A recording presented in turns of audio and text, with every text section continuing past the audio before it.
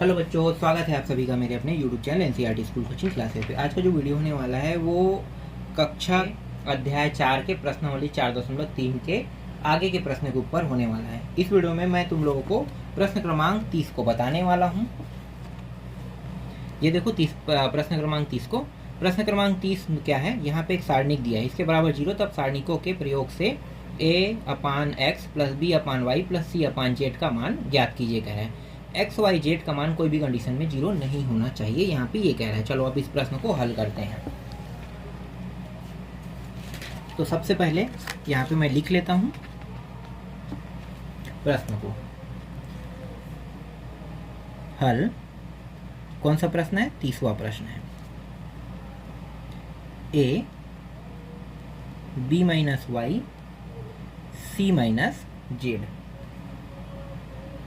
फिर a minus X, नीचे भी a माइनस एक्स है, b minus Y, c minus Z, और यहाँ भी क्या है? c है, इसके बराबर 0। सबसे पहले यहाँ पे मैं क्या करने वाला हूँ? विस्तार करने वाला हूँ। ठीक है, विस्तार। तो चलो विस्तार करते हैं। तो विस्तार मैं करूँगा तो देखो, ये जो है ये पूरा क्या है? ये रो है ना? रो है। तो ये पहला रो है, ये दूसरा रो है और ये तीसरा रो है। पहले इसको जान लो। ठीक है, इसके बाद ये कॉलम है, पहला कॉलम, दूसरा कॉलम और ये तीसरा कॉलम। तो कॉलम को हम सी से प्रदर्शित करेंगे और रो को हम आर से प्रदर्शित करेंगे। तो यहाँ पे जो मैं विस्तार करने वाला हूँ वो मैं R2 को R1 से घटाने वाला हूँ।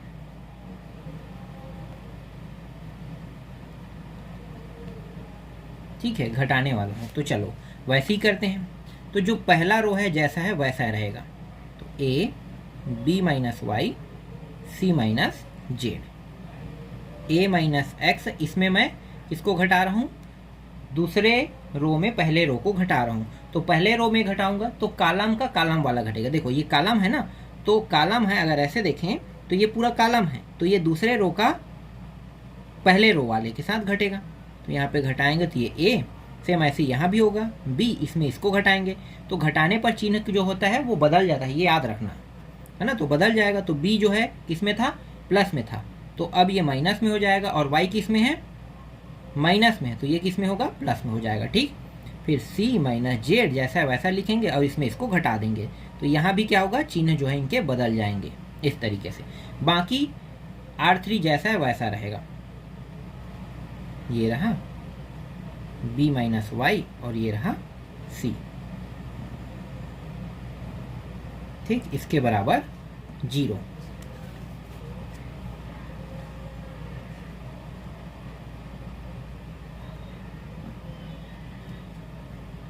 a, ये दोनों कट जाएगा, ये दोनों कट जाएगा, यहाँ पे देखो ये दोनों कट जाएगा। ठीक है, प्लस माइनस होने का कट गया। तो ऊपर जैसा है वैसा रहेगा, c माइनस जेड जैसा वैसा रहेगा। यहाँ पे सिर्फ बचेगा माइनस एक्स, यहाँ पे बचेगा y और यहाँ पे 0। यहाँ पे a minus X, b minus Y और ये c, इसके बराबर 0। अब मैं क्या करने वाला हूँ? देखो, और अगर विस्तार हो रहा है तो और विस्तार कर सकते हैं। ठीक है, तो यहाँ पे विस्तार हो रहा है तो मैं इस बार क्या करने वाला हूँ? R3 में इस बार R1 को घटाएंगे, को घटाने पर। ठीक है, घटा देते हैं। तो ये दोनों जैसा वैसा रहेगा। तो a b माइनस वाई जैसा, c माइनस जेड जैसा वैसा रहेगा। ये भी जैसा वैसा रहेगा, क्योंकि इसको भी हम कुछ नहीं कर रहे हैं, हमें सिर्फ करना क्या है? R3 में R1 को घटाना। तो R3 ये है, तो a माइनस एक्स, इसमें हम इसको घटा रहे हैं तो ये माइनस a हो जाएगा। पहले यहाँ पे b माइनस वाई दिया है, इसमें घटाएंगे b माइनस वाई को, तो ये माइनस b और प्लस y हो जाएगा। और यहाँ पे c, फिर ये c प्लस जेड हो जाएगा। इस तरीके से इसके बराबर 0। देखो जो जो कटा उसको कटा दो, ये और ये कट गया, ये पूरा कट रहा है, ये और ये कट रहा है ना। तो जो बचा है उसको लिख लेते हैं, a b minus Y c minus Z. यहाँ पे माइनस एक्स, y 0, यहाँ पे ये a नहीं, माइनस एक्स बचेगा। ठीक है, इसको माइनस एक्स लिखो और यहाँ पे 0 और यहाँ पे सिर्फ जेड बचेगा इस तरीके से 0। ठीक है, और ये कट रहा है क्या, मतलब और ये विस्तार हो रहा है क्या, नहीं हो रहा है। तो मैं क्या करूँगा, ये जो रो है ना, उसके सापेक्ष अब क्या करने वाले हैं, रो के सापेक्ष हल करने वाले हैं। ठीक है, तो अब रो के सापेक्ष हल कर देते हैं। तो यहाँ पे मैं इसके सापेक्ष कर रहा हूँ, तो ये हो जाएगा a। ठीक है, अब ये और ये सीध में आ रहा है, तो ये जो सीध में नहीं आ रहा है उसको हम यहाँ पे लिखेंगे। तो ये y 0 0 और ये रहा z। ठीक है, ये चांटी कहाँ से आ गया, फिर माइनस b माइनस y, फिर लिखेंगे ये और ये छोड़ने के बाद x माइनस x, फिर ये 0 ये z। ठीक है, अब इसको लिखेंगे तो ये प्लस में रहेगा, तो ये c माइनस z, और इन दोनों को लिखेंगे तो माइनस x। देखो इसको लेंगे तो ये वाला लाइन और ये वाला लाइन छोड़ के इन दोनों को ले रहे हैं ना, ये y और ये 0। आगे इसको हल करेंगे तो ये a, इन दोनों को गुणा करेंगे, तो इन दोनों को गुणा करेंगे तो ये हो जाएगा yz, और yz a के साथ गुणा होगा तो a yz हो जाएगा। ठीक है, फिर माइनस, इस माइनस का पहले अंदर गुणा कर दो, तो ये माइनस से क्या हो जाएगा, गुणा होके माइनस है तो ये प्लस है तो माइनस हो जाएगा, माइनस माइनस ये प्लस। ठीक है, इस तरीके से। अब फिर इन दोनों का गुणा करेंगे। ठीक है, तो इसको कोष्ठक के अंदर लिख लो, तो इन दोनों का अगर गुणा करते हैं तो ये दोनों बस गुणा होगा, है ना। और यहाँ पे एक चीज़ और है, अगर मैं कोष्ठक के अंदर ले रहा हूँ तो इसको भी कोष्ठक के अंदर लेना पड़ेगा। ठीक है, इसको भी कोष्ठक के अंदर लेना पड़ेगा। यहाँ पे बहुत बड़ा गलती हो रहा है, देखो गलती को सुधार लेते हैं।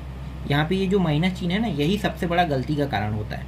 तो माइनस चिन्ह को मैं अच्छे से लिख लेता हूँ। देखो माइनस चिन्ह को अभी मैं नहीं ले रहा हूँ, ठीक है, अभी ऐसा वैसा रहने देते हैं, वरना ये पूरा जो चिन्ह है वो पूरा गड़बड़ा देगा। ये दोनों को बस हल करते हैं, तो ये माइनस xy, और इसको हल करेंगे तो 0 आ जाएगा, तो इसको लिखने की ज़रूरत नहीं। चलो मैं एक बार लिख देता हूँ, बाकी मैं लिखूँगा नहीं है। ठीक है, फिर प्लस c माइनस जेड, फिर इसको हल करेंगे, देखो ये दोनों 0 हो गया, और ये माइनस है तो माइनस y हो जाएगा, और लेकिन ये सेकंड में आ रहा है पीछे में, तो ये माइनस होता है, तो माइनस माइनस क्या हो जाएगा प्लस, तो ये x और y हो जाएगा, इसके बराबर 0। हाँ, यहाँ पे 0 भी था। ठीक है, उसको भी लेकर चल रहे हैं। अब आगे हल करते हैं, तो देखो ये a y z, अब इसको गुणा कर देते हैं। देखो इसमें माइनस इसमें माइनस, दोनों माइनस माइनस क्या हो जाएगा प्लस, तो प्लस b x y हो जाएगा। ठीक है, और ये माइनस इसके साथ गुणा होके क्या हो जाएगा, प्लस हो जाएगा। ठीक है, ये प्लस हो गया, अब प्लस और ये माइनस, फिर माइनस, तो माइनस यहाँ पे हो जाएगा माइनस, यहाँ पे कुछ गलत हुआ है क्या, यहाँ पे देखो ये गलत है, ये गलत है, ये दोनों देखो ये जेड है ना, ध्यान देना, बी एक्स जेड हो जाएगा। ठीक, उधर गया। अब माइनस एक्स वाई जेड, फिर प्लस इसका गुणा इसके साथ, तो सी एक्स वाई, फिर माइनस एक्स वाई जेड, इसके बराबर 0। आगे इसको हल करेंगे, तो देखो ए वाई जेड, जो प्लस प्लस है उसको एक साइड ले लेते हैं, बी एक्स जेड, फिर प्लस में सी एक्स, और ये क्या है वाई है इसको। ठीक है, अब ये दोनों को देखो, ये दोनों किस में, माइनस में, तो ये माइनस में 2 एक्स वाई जेड, इसके बराबर 0। तो A Y Z plus B X, मैं फिर वाई लिख रहा था, जेड है ना, फिर सी एक्स वाई, और उसको उस पर ले जाएंगे तो माइनस से क्या हो जाएगा प्लस, 2 एक्स वाई जेड। अब मैं क्या करूँगा, दोनों साइड एक्स वाई जेड को भाग कर दूंगा, तो ए वाई जेड भागित एक्स वाई जेड, फिर प्लस बी एक्स जेड भागित एक्स वाई जेड, फिर सी एक्स वाई भागित X Y Z, 2 X Y Z भागित एक्स वाई जेड। तो देखो ये दोनों कट जाएगा, है ना, मतलब यहाँ पे सिर्फ 2 बचेगा। यहाँ पे एक्स वाई जेड, तो ये वाई जेड कट जाएगा, क्या बचेगा एक्स, यहाँ पे एक्स जेड कट जाएगा, एक्स और जेड कट गया, यहाँ पे एक्स वाई कट जाएगा। इस तरीके से जो बचा है उनको अब यहाँ पे लिख लेते हैं, यही हमारे क्या है प्रश्न का उत्तर रहेगा, बी वाई सी जेड बराबर 2। यही हमें क्या करना था, हल करके लाना था। तो इस तरीके से देखो मैंने हल करके ला दिया। ठीक है, ये प्रश्न समझ में आया। अब 31वां प्रश्न को देख लेते हैं। देखो 31वां प्रश्न जो है यहाँ पे मैंने पहले ही लिख दिया था प्रश्न को, थोड़ा सा और देख लो। देखो यहाँ पे a प्लस बी प्लस सी बराबर 0 नहीं होगा, है ना, और a b c a b बराबर 0, तब सारणिकों के प्रयोग से सिद्ध कीजिए कि a बराबर b बराबर c, मतलब a के बराबर b के बराबर c जो है वो आना चाहिए। तो अब आगे हल करते हैं।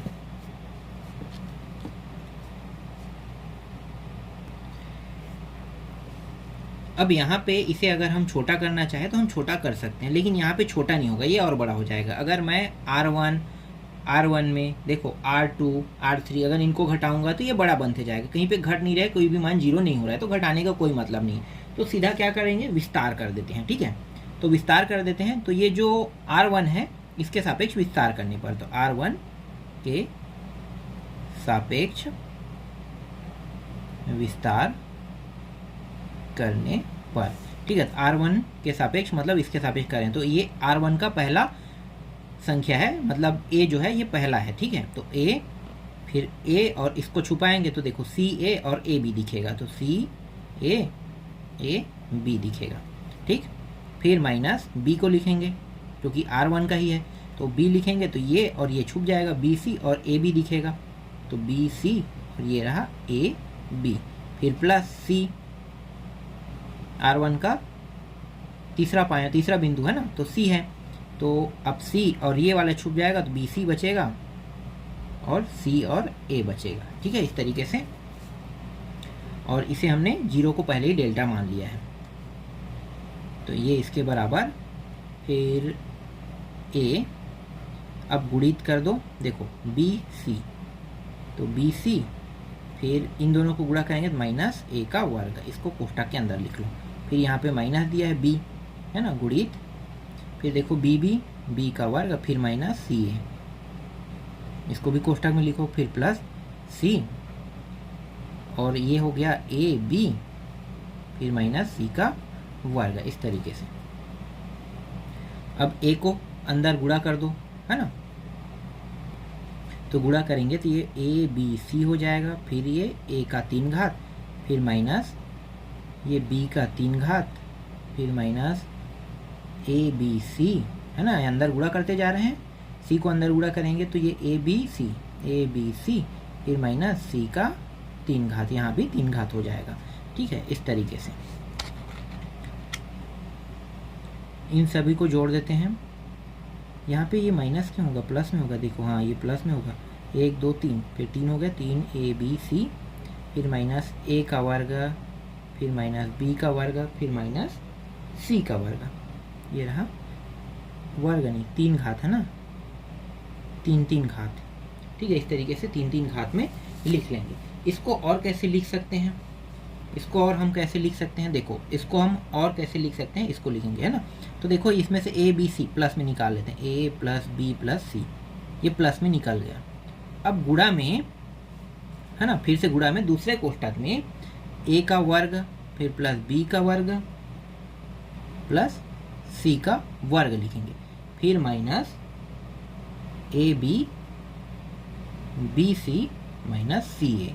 ठीक है, इस पूरे को हम इस तरीके से लिख सकते हैं, तो मैंने वैसे ही यहाँ पे किया है। ठीक है, कहाँ से आया, कोई ये पूछोगे नहीं, है ना, पूछने की जरूरत भी नहीं है। इसको हम और कैसे लिख सकते हैं, तो हम इसको ऐसे लिख सकते हैं, अगर इन दोनों को गुणा करोगे तो आपको यही मान सेम टू सेम प्राप्त होगा। ठीक, क्लियर हुआ ये।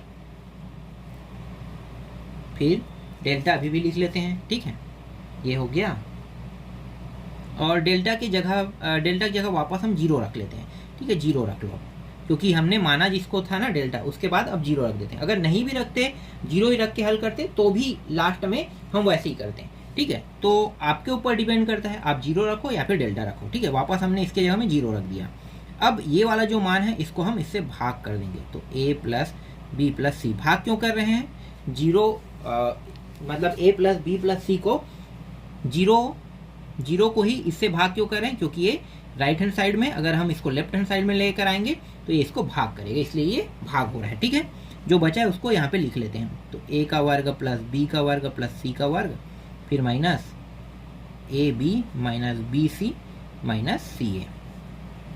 ठीक, अब ये 0 को भाग करेगा तो पूरा मान क्या हो जाएगा, 0 ही हो जाएगा। तो यहाँ पे हमने 0 रख लिया। ठीक है, अब 2 का क्या करेंगे, 2 का गुणा कर देते हैं। तो 2 का गुणा अगर दोनों साइड करेंगे, 0 के साथ गुणा करेंगे तो 0 ही प्राप्त होगा, तो इसका तो कोई वैल्यू नहीं होगा। तो हम क्या करेंगे, 2 का गुणा इस साइड बस में कर रहे हैं ना, मतलब हो तो रहे दोनों साइड में, लेकिन यहाँ पे कितना प्राप्त होगा, 0 के साथ 2 का गुणा होगा तो 2 ही प्राप्त होगा। तो यहाँ भी 2 का करते हैं, तो 2 ए का वर्ग प्लस 2 बी का वर्ग फिर 2 सी का वर्ग, फिर माइनस 2 ए बी फिर माइनस 2 बी सी फिर माइनस 2 सी ए। ठीक, और इसको कैसे लिख सकते हैं, इसको तो देखो a का वर्ग प्लस a का वर्ग ऐसे लिख सकते हैं, लिख लेते हैं b का वर्ग प्लस b का वर्ग फिर प्लस c का वर्ग प्लस c का वर्ग फिर माइनस 2ab माइनस 2bc फिर माइनस 2ca। ठीक है, इस तरीके से। ठीक है, मैंने यहाँ पे पूरा लिख लिया। ठीक, अब यहाँ पे मैं क्या करूँगा, देखो a b है ना, ए बी, और ये ए बी वाले को उठा लेते हैं। तो 0 बराबर ए का वर्ग बी का वर्ग फिर यहाँ पे माइनस 2ab, इस तरीके से हम लोग लिखेंगे। ठीक, फिर प्लस, अब क्या करेंगे, ए और सी को लेंगे। तो ए और सी को ले रहे हैं, तो देखो ये रहा ए और ये रहा सी। तो यहाँ भी हम क्या करेंगे, ए और सी वाले को लेंगे, मतलब इसको लेंगे। तो ये ए का वर्ग फिर प्लस बी का वर्ग माइनस 2ac। ठीक, अब बचा है उसको हम अगले में ले लेते हैं। फिर यहाँ पे मैं लिखूँगा प्लस बी का वर्ग प्लस सी का वर्ग, और ये बचा है माइनस 2bc। ठीक, हर एक यहाँ पे देखो 3 3 का जो एक जोड़ा बना लेते हैं, पहले 3 3 का जोड़ा बना लेते हैं। अब ये जो तीनों हैं, ये तीनों जो है वो सर्वसमीका में क्या है, मतलब एक सर्वसमीका ही है समझो। तो ये सर्वसमीका है, तो a माइनस बी का वर्ग का सर्वसमीका है। यहाँ पे क्या है, ए सी है, ये बी क्यों लिख रहा हूँ मैं, ए सी, ए माइनस सी का ये सर्वसमीका है, और ये बी माइनस सी का वर्ग का सर्वसमीका है ना, तीनों का सर्वसमीका। अब वर्गों को, इनके जो वर्ग है इनको हम शून्य कर देते हैं, इनके जो वर्ग है इनको क्या कर देते हैं, शून्य कर देते हैं। तो यहाँ पे लिखो वर्गों को शून्य करने पर तो शून्य कर देंगे वर्गों को, तो वर्ग शून्य करेंगे तो यहाँ पे a माइनस बी बस दिखाई देगा हमें। ठीक है, a माइनस बी, या फिर ये कहें कि हम तीनों को बारी बारी से हल कर रहे हैं, जैसे कि वर्ग को शून्य नहीं करेंगे। तो देखो ध्यान देना, ठीक है, इसके बराबर 0 ले लो, फिर a माइनस सी के बराबर वर्ग के बराबर 0 ले लो, और b माइनस सी के वर्ग के बराबर 0 ले लो। ठीक है, इन तीनों को इसी तरीके से, इसका मतलब यही है, वर्गों को शून्य करने का मतलब यही होता है। ठीक है, अब देखो यहाँ पे वर्ग दिया है, इसका तो कोई मतलब ही नहीं होगा। अगर वर्गों को शून्य करेंगे तो क्या बचेगा, a माइनस बी बराबर 0 बचेगा कि नहीं, बच गया ना। अब a बराबर क्या प्राप्त होगा, b प्राप्त होगा। सेम वैसे ही a माइनस सी बराबर 0, तो a बराबर कितना प्राप्त होगा, c प्राप्त होगा। फिर b माइनस सी बराबर 0, तो b बराबर कितना प्राप्त होगा, c प्राप्त होगा। तो देखो a के बराबर b, b के बराबर c, c के बराबर a, यहाँ पे प्राप्त हो रहे हैं, बिल्कुल हो रहे हैं। यहाँ पे लिखो a बराबर b बराबर c, हमें प्राप्त हो रहा है। ठीक है, a बराबर b, b बराबर c प्राप्त हो रहा है, इससे क्या होता है, सिद्ध होता है। तो सिद्ध हुआ, समझ में आया, सिद्ध हुआ। तो इस तरीके से ये प्रश्न भी कंप्लीट होता है। ठीक है, 31वां प्रश्न भी कंप्लीट होता है। अब अगला प्रश्न देखते हैं। ये जो 32वां प्रश्न है थोड़ा सा लंबा जाने वाला है, तो इस प्रश्न को मैं अभी छोड़ रहा हूँ। अगर आप लोग कमेंट करोगे तभी इस प्रश्न को बनाएंगे, वरना इस प्रश्न को अभी यहीं पे छोड़ देते हैं। ठीक है, ये जो 32वां प्रश्न है थोड़ा सा लंबा होने वाला है, मैं तुम लोगों को बता देता हूँ बनाना कैसे है। ठीक है, मैं इसमें टाइम वेस्ट नहीं करने वाला। ये माथा पच्ची वाला प्रश्न है, बना के खुद देखो, खुद माथा पच्ची अपना करो तो ज़्यादा अच्छा रहेगा। ठीक है, सबसे पहले क्या करना है, देखो यहाँ पे सभी एक जैसे हैं, मतलब देखो ये x1 है ना, सॉरी x1 का, x का वर्ग है, y का वर्ग है, z का वर्ग है ना। तो क्या करना है, इन तीनों को, इन दोनों को इसमें जोड़ देना है। R1 दिखाई दे रहा है, ये R1 है, R1 में R2 R3 को जोड़ देना है। जोड़ोगे तो जोड़ने के बाद ये तीनों एक जैसा दिखाई देगा, तीनों का मान एक जैसा हो जाएगा। एक जैसा होगा तो इन R1 को क्या करना है, आपको निकाल लेना है। तो यहाँ पे उभयनिष्ठ के सामने, उभयनिष्ठ के रूप में यहाँ पे आ गए, तो यहाँ पे 1 1 1 हो जाएगा। अब इन्हीं को क्या करना है, तुम्हें 0 करना है। तो इस वाले को 0 कर दो, ठीक है, इस वाले को इसमें जोड़ोगे, घटाओगे तो 0 हो जाएगा, ये भी 0 हो जाएगा। अब तुम्हें सिर्फ एक संख्या के सापेक्ष क्या करोगे, क्या करना पड़ेगा, विस्तार करना पड़ेगा। तो एक संख्या के सापेक्ष विस्तार करोगे, मतलब 1 के सापेक्ष अगर यहाँ पे विस्तार करोगे तो ये दोनों बस को ही क्या करना है, हल करना है। अंत में जो उत्तर आएगा वही इसका उत्तर रहेगा। समझ में आ गया? एक छोटा प्रश्न है, इसलिए मैं ज़्यादा इसमें माथापच्ची नहीं कर रहा हूँ। अब इतना भी छोटा नहीं है, बस दिमाग खराब करने वाला, क्योंकि यहाँ पे देखो ना 2 2 3 3 दिया हुआ है। अंत में हम वही करेंगे कैलकुलेशन, इसलिए मैं इस प्रश्न को छोड़ रहा हूँ तुम लोगों के लिए। जब नहीं बनेगा तब बताना, फिर देखेंगे। मुझे ऐसा तो नहीं लगता है कि तुम लोगों से ये प्रश्न नहीं बनेगा, बन जाएगा, है ना। हाँ, 30वां इसको भी देख लेते हैं ना, 33वां को देखो। 33वां फिट कीजिए। यहाँ पे ये जो सारणी दिया है इसके बराबर a-1 का 3 घात लेकर आना है, ठीक है। यहाँ पे तो 0 लाना था, इसमें ये लाना है। तो इसको देखें कि, चलो देख लेते हैं। 32वां को तो मैं तुम लोगों को समझा दिया, 33वां थोड़ा सा अलग तरीके का है, इसलिए इसको मैं तुम लोगों को बना के बताता हूँ। फिर प्रश्नावली 4.4 के प्रश्नों को देखेंगे। फिर इस वीडियो में पूरा कंप्लीट ही कर देते हैं, ज़्यादा अच्छा रहेगा, ठीक है। ये रहा। अब यहाँ पे क्या दिया हुआ है, a का वर्ग प्लस 2a प्लस 1, फिर 1 दिया हुआ है। फिर यहाँ पे 2a प्लस 1, फिर a प्लस 2, फिर यहाँ पे 1, यहाँ भी 3, यहाँ भी 3, यहाँ भी 1। देखो यहाँ पे पहले ही 2 जगह क्या दे दिया है, 1 1 दे दिया है। तो ये प्रश्न जो है ये सेम टू सेम 32वां जैसा बन सकता है। यार यहाँ तो मेरे पास पेन और है कि नहीं, पेन मैं ढूंढ लूँ। चलो पेन तो मिल गया, मुझे लगा पेन नहीं है मेरे पास। पेन है, उसमें सही होने के बाद भी कुछ पेन जो है वो चल ही नहीं रहा है, ठीक है। ये हो गया। और क्या है, प्रश्न के लास्ट में जो सिद्ध करने वाला है, सिद्ध करने वाले को लिखने की जरूरत नहीं है, चलो छोड़ो, यहीं से हल करते हैं ना, हल करते चलेंगे। देखो यहाँ पे पीछे में क्या दिया है, 1 1 1 दिया है। तो मैं क्या करूँगा, इस 1 1 1 को 0 करने की कोशिश करूँगा। मुझे बस इतना ही करना है। तो मैं 0 किस तरीके से करूँगा, देखो मुझे ऐसा लगता है कि यहाँ पे सिर्फ 1 1 अंक है, दिया है ना, 3 3 बस दिया है। तो मैं क्या करूँगा, ये जो R1 है इसमें मैं R3 को घटा दूंगा, और ये R2 है इसमें भी मैं R3 को घटा दूंगा। तो कुछ नुकसान तो होने वाला नहीं है, तो मैं वैसे ही कर देता हूँ। तो यहाँ पे मैं लिख लेता हूँ R1, ठीक है। R1 में मैं क्या करूँगा, R3, और R2 में भी क्या करूँगा, R3, यहाँ पे सॉरी ये माइनस है, को घटाने पर ये इस बार दोनों को एक साथ लगा रहे हैं, ठीक है। तो ये हो जाएगा a का वर्ग प्लस 2a माइनस 3, ठीक है, क्योंकि यहाँ पे मैं R3 को क्या कर रहा हूँ, इसमें घटा रहा हूँ। फिर यहाँ पे 2a प्लस 1 माइनस 3, यहाँ पे 1 और माइनस 1, ठीक है।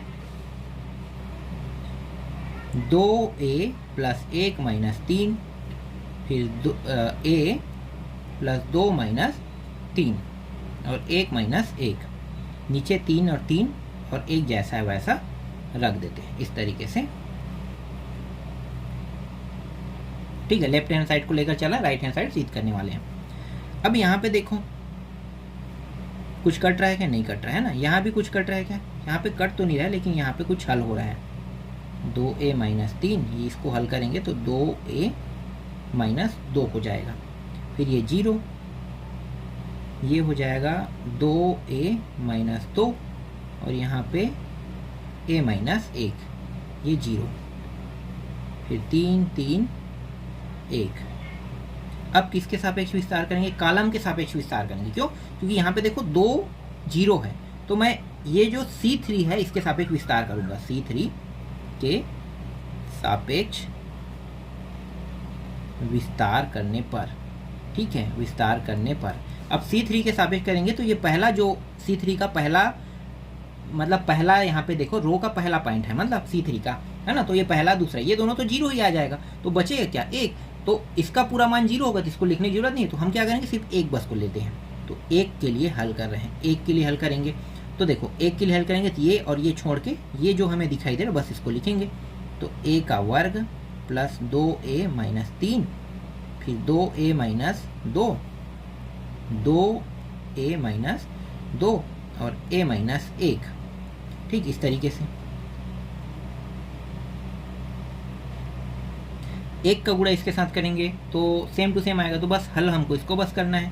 ठीक है, तो यहाँ पे मैं क्या करूँगा, ये जो a का वर्ग प्लस 2a माइनस 3 दिया है ना, इसके साथ गुणा a माइनस 1 का कर देंगे। ठीक, फिर माइनस 2a माइनस 2 और 2a माइनस 2। इसको और हम कैसे लिख सकते हैं, जो a का वर्ग प्लस 2a माइनस 3 है, अगर हम गुणनखंड करेंगे तो चलो पहले गुणनखंड अलग से कर लेते हैं ना। यहाँ पे गुणनखंड कर लेते हैं, a का वर्ग प्लस 2a माइनस 3। ठीक है, इसका गुणनखंड करते हैं, कितना आ रहा है चलो देखो। a का वर्ग, इसको हम लिखेंगे 3a माइनस a, फिर माइनस 3, इस तरीके से। तो ये हो जाएगा a, उभयनिष्ठ निकल गया तो a प्लस 3 और यहाँ पे माइनस 1, तो a प्लस 3, तो a प्लस 3 और a माइनस 1 यहाँ पे प्राप्त हो रहा है। मतलब इस पूरे के जगह पे हम क्या रख सकते हैं, इसको रख सकते हैं। ठीक है, तो रख देते हैं। तो a का वर्ग जो दिया हुआ है ना, और प्लस 2a प्लस माइनस 3, इसके जगह पे मैं रखने वाला हूँ a प्लस 3 फिर a माइनस 1। और यहाँ पे ये दोनों के जगह में देखो, ये दोनों जो है इसमें 2 उभयनिष्ठ निकल जाएगा दोनों से, तो 2 उभयनिष्ठ इस यहाँ से निकल गया, 2 उभयनिष्ठ यहाँ से भी निकल जाएगा। तो a माइनस 1 और a माइनस 1। ठीक है, इस तरीके से दोनों से उभयनिष्ठ ये निकल गया।